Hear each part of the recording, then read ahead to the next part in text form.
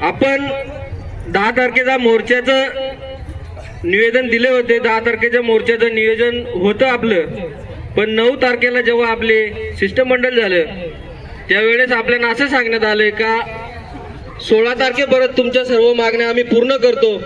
16 तारखेला जर तुमच्या मागण्या पूर्ण झाल्या नाहीत तर तुम्ही 17 तारखेला तुमच्या मोर्चाने आंदोलनाने येऊ शकता.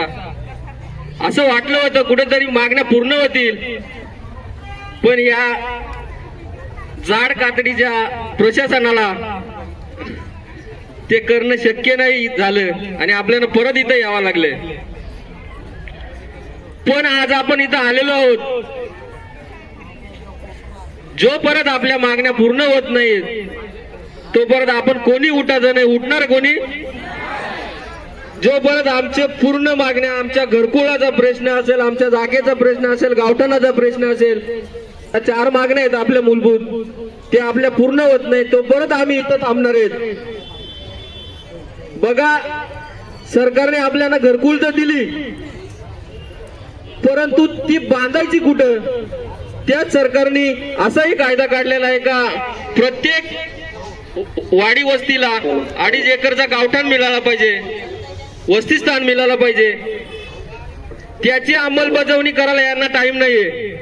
परंतु ठेकेदार असतील, पुढारी असतील, त्यांची कामं मात्र पहिले करतायत.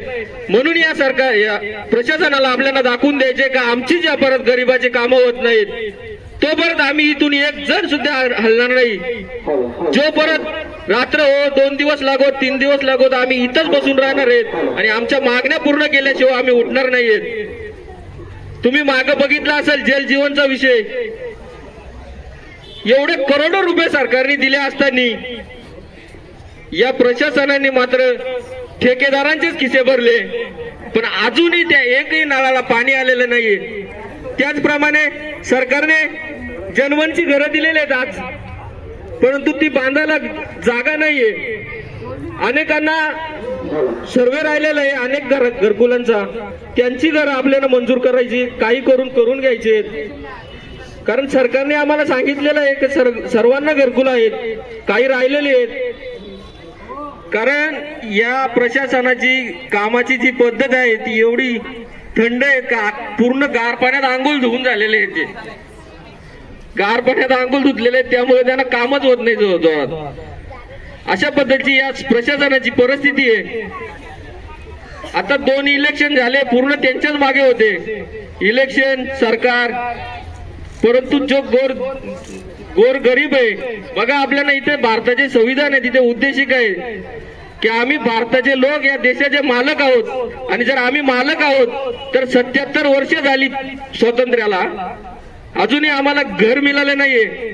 आणि जो घर आता आलंय त्याच्यामध्ये घर बांधायला एवढ्या अडचणी आहेत.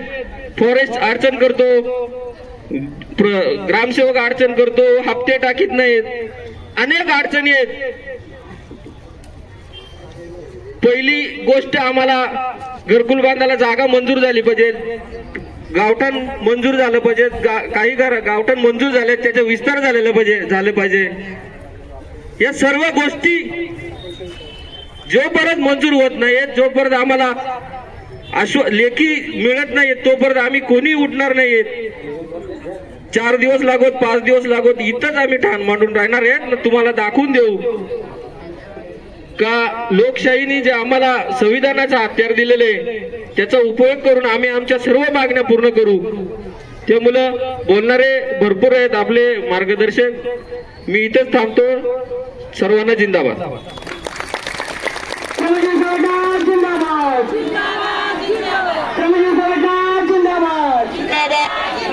आदिवासी कष्टकरी माणूस आहे, माणूस किती भीक नको.